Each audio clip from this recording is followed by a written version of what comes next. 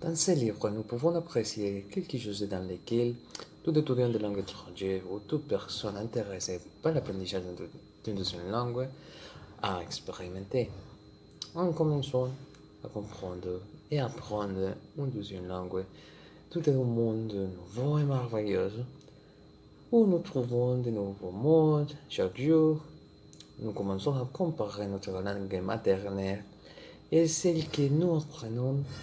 Et c'est vraiment gratifiant, les sentiments qui se créent en nous chaque fois que nous apprenons un nouveau mot. Jusqu'à ce qu'un jour, nous devons commencer à travailler les grammaires. Quand nous commençons à voir la grammaire d'une langue, tout change. Et nous fait souvent croire si nous voulons vraiment continuer à apprendre cette langue, mais cela fait en partie d'un processus d'effroi et de frustration. Le livre nous invite à aimer la grammaire en plus de voir qu'elle peut devenir amusante et intéressante à apprendre.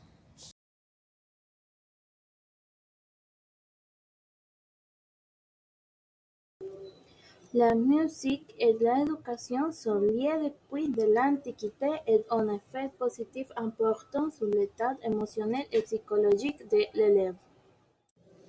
L'écoute de la musique pour les enfants améliore leur mémoire, leur concentration et contribue à leur développement linguistique et cognitif.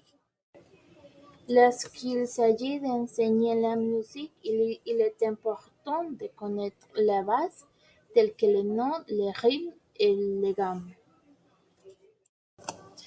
Il constitue également le fondement de l'apprentissage de la lecture et de l'écriture. Il existe des liens étroits entre la musique et l'apprentissage de langue.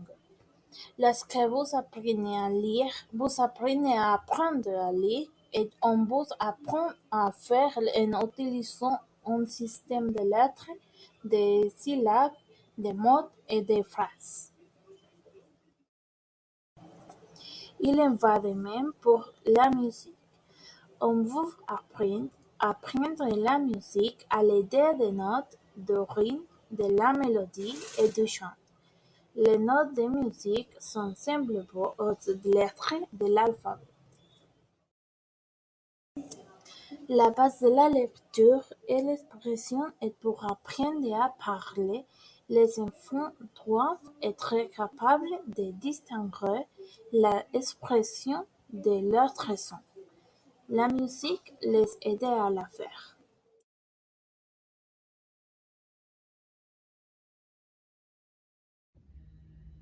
Dans le chapitre 9, nous commençons par un personnage qui dort et qui soudainement commence à attendre les chuchotements furieux d'une personne.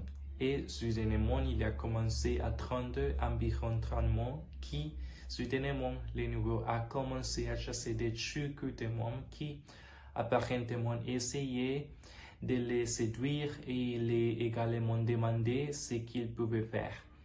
S'il n'y avait pas la vocation ou la passion de son vieil ami, il s'est levé soudain et trouvait Monsieur Henry, souriant, et la personne qui parlait disait qu'elle ne pouvait pas ordonner les idées dans sa tête, qu'elle ne voyait que beaucoup de mots s'accumuler sans ordre sur ses cheveux, sur ses oreilles, sur son front. Il atteint partout à tel point qu'il lui donnait déjà la migraine. Monsieur Henry prit une guitare et commença à lui dire gentiment que les mots étaient comme des notes et qu'il se suffisait pas de les arranger s'il n'y avait pas d'harmonie.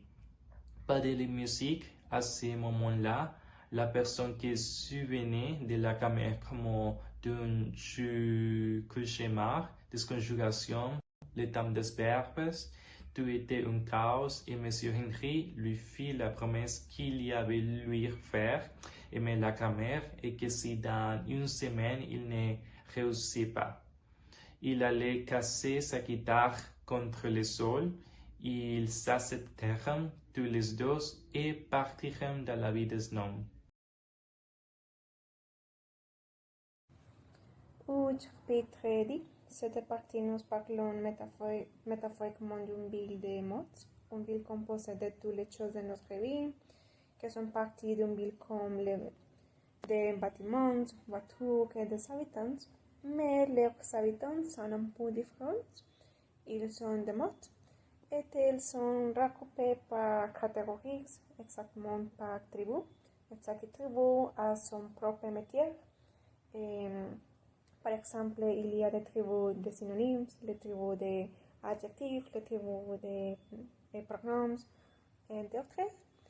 Et aussi, cet chapitre nous parlons de l'importance d'un mot pour définir toutes les choses qui existent et qui se développent dans les villes.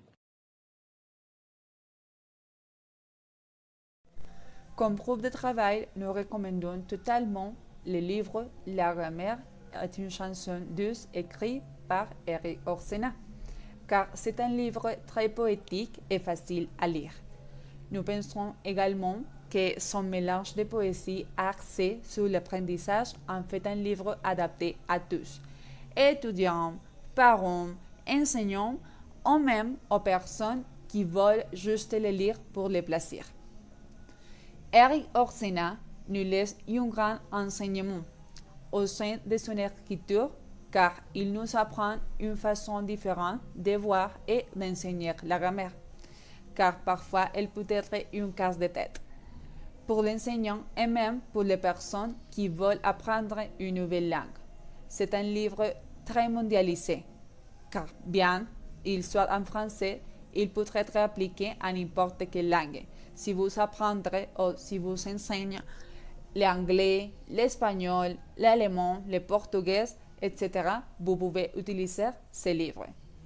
Il crée une atmosphère de confiance et d'estime de soi que nous, comme futurs enseignants, devons transmettre à nos élèves pour qu'ils cessent d'avoir peur de langue.